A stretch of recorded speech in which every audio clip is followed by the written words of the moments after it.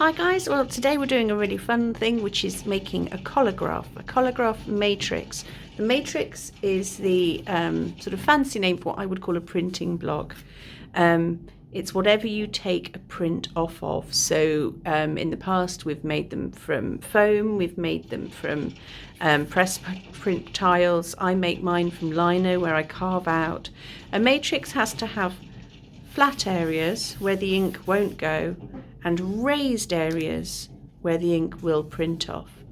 Okay, so our matrix today is just made on a piece of cardboard.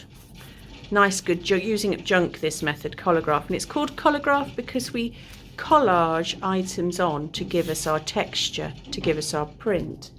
If you think about a fingerprint, or if you're printing using potato prints or shapes, it's the bumpy bits that leave the pattern, and that's what we're aiming for.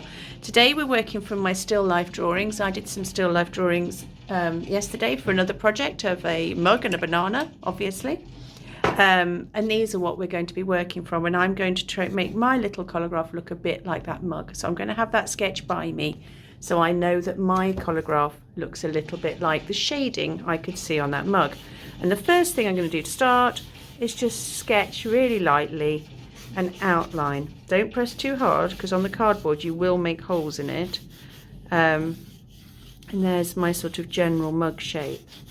And then I'm going to look at the sketch and think, well, wherever I put a raised bit, I'm going to get a line or a mark. And we've got all sorts of interesting materials. I've got some little scraps of the border that we use. It's got lovely raised bumps, so they will print little stripes. And I'm going to cut some sections of that and stick that on. There's quite a lot of vertical shading on my mug, vertical going top to bottom. When I've got the piece I want and I've tried it in place, paste some glue on the back and stick it where I want it in my mug. Okay. Other materials I can use. This is a really useful one. We in Lower Key Stage 2 we make our whole matrix just from this sticky backed foam. So you can peel off the back, but what you can do first is draw on the shape you want. So say if I wanted a bit of the handle, I might draw on a section of handle, carefully cut it and stick it on. Okay, so I'm trying to build up textures that when I print them, they will make a picture of my mug.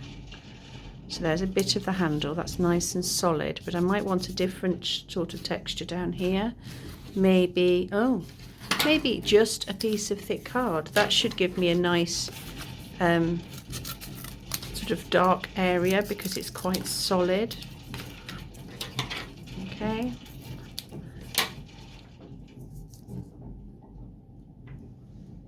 Oh, it's too big.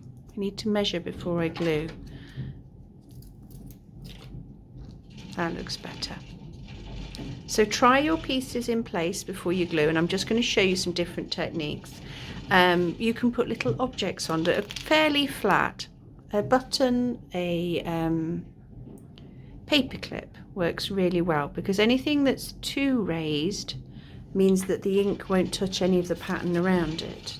You can just use plain card and then cut it or fold it to get shapes and textures in it.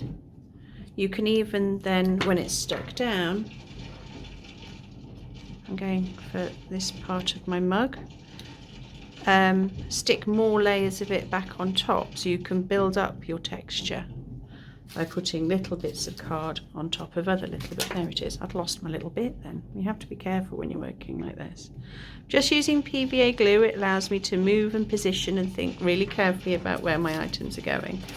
The other great thing about corrugated card is really it's made from paper on one side and these little wiggles down the middle.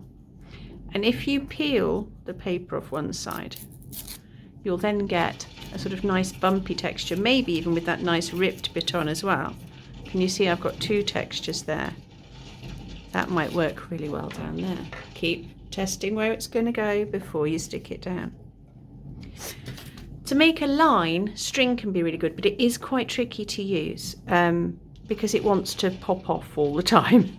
So I'm going to sort of measure first, cut myself a little length of string, and then I'm going to get my glue pot and put a fair amount. I'm always saying being quite sparing with your glue. You don't need a lot of glue to stick most of these things down. The string you might need a bit more. And then I can use my glue spreader so I don't get too sticky. I can use my glue spreader to hold the string down into the shape I want. And it will keep popping off. You just use your resilience and your patience until it goes just where you want it to make the top of my mug. Some other things I've got here that look really good. Pipe cleaners, you can just cut those with scissors to get a small bit. Then you can bend them into wiggly shapes, stick them on, they look great. Paper is really good because it's too thin to make an imprint itself, but if I cut a shape that I like and then screw it up or fold it to make patterns in it, that might come out with a texture as well, and I can glue that on. So we're aiming for everything to be really well glued down. You will have to wait for these blocks to dry properly, these matrices to dry fully before you can use them. I've got a bit of a lollipop stick, I just snapped it. Just be careful, you might need an adult to do that for you. That's going to make a really nice solid straight line. Tissue paper, again you can screw it up. It won't be thick enough on its own, so if you screw it up you might get an interesting texture from that. And you can just keep going until you build up your picture of your mug. I think I've shown you most of the things. The one thing I haven't shown you is masking tape. We're not going to use that to stick things down because then everything would look like masking tape. But a bit like the paper, but it's already sticky, you can start to fold and crinkle it and get some different textures that way. So when you've finished, I think the only other thing is I had a bit of fabric on mine, but I've not brought that here. Or a little cocktail stick, that's quite nice and thin to make a nice straight line. Okay, here's the one in proper Blue Peter style that I made earlier, and it's had a good time to dry. There's a little bit of fabric there, all of the things I've shown you to build up this picture of a mug. And then we're going to have a go at printing it next. Okay then guys, this is the second part of our Collograph video. I've got our Collograph matrix, our printing surface, and it's all dry. The things are all stuck down and they're not going to come off when I roll my ink onto them. I've got, I thought I'd put the paper somewhere there. I've got some newspaper because the ink we use is really, really sticky, and it can be really useful even if you've got a table cover to put your matrix on a piece of newspaper when you're inking it up. Then you can always fold it to a clean side and ink it again, and slowly your newspaper sticks together. But it's a really useful way of doing it. I'll show you as I go along. And I've got a print tray where we can roll our ink out nice and flat to get a really good thin layer, and I've got some block printing ink, which is always really sticky. But that's because, unlike paint, you don't need very much of this. So your adults will probably squeeze out for you in your tray a tiny little blob. In fact, it'll have to be an adult because it's very, very stiff. Okay, so you can see there's just a little smudge of ink on there. That's probably enough for several prints. It rolls out really, really thin. And this, you'll want to call it a roller, which is fine. I'm pretty sure most people call it a print roller.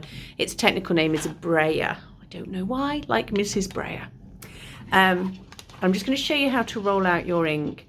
If you've done printing with me before, you'll hear me talk about happy ink. You don't want big gluey blobs because then you won't get this really detailed fine texture from your matrix.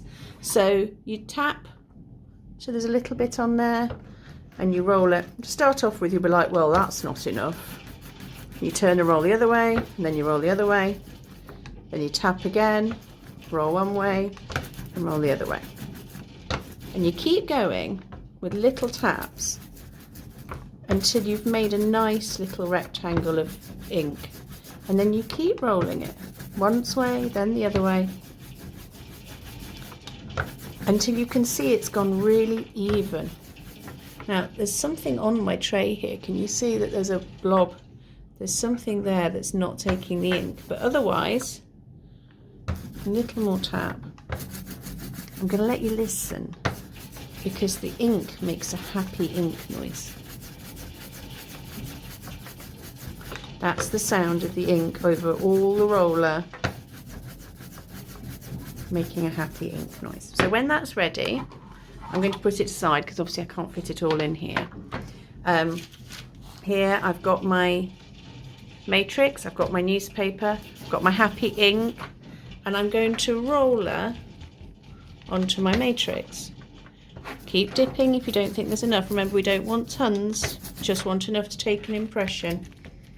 And it won't stick. Your whole block won't go black because we've made all these raised textures.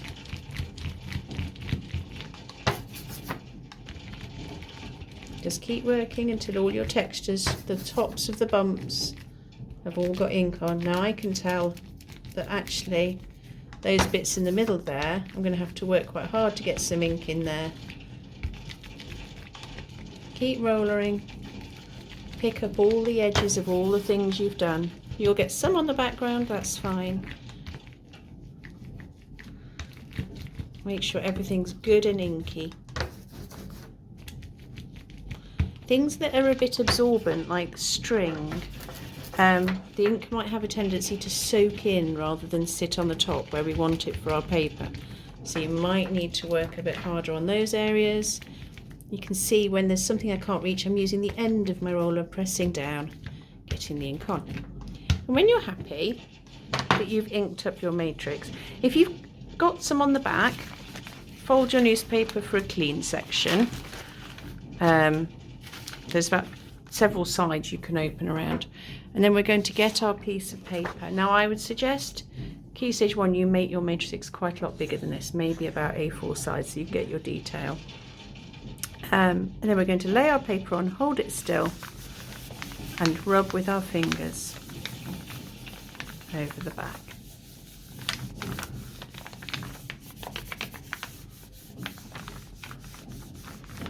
And if you're a big grown-up printer, you'd have a printing press or something. But this technique, as long as your paper doesn't move, you need to make sure your paper stays very still. So one hand here, hold it still, the other hand gently rub. We're trying to pick up that really fine layer of ink that we got all over everything. Okay? Are you ready for the reveal of our print? Okay, I'm pretty wowed by that. That's looking pretty good. What I can see is that I haven't held it very still. It's smudged slightly in several places, but I can quite clearly see a cup in that. I'm quite happy.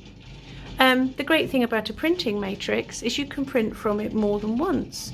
So that's my first edition. I would write 1 with my pencil in the corner. 1 of, say, 5 I'm going to do. I sign my name and I date it and I put it over to dry while I go and make another one. I think you're going to have a lot of fun doing Collograph printing. Bye.